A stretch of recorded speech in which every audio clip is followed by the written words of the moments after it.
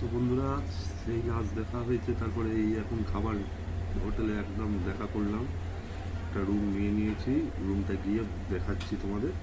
এখন খাবার অর্ডার করেছি, খাবার আসছে, কী খাবার খাচ্ছি আজকে দেখো, দেখতে থাকো। বিয়ে বাড়িতে গিয়ে মানে রুমে গিয়ে রুম টুরটা করছি করি।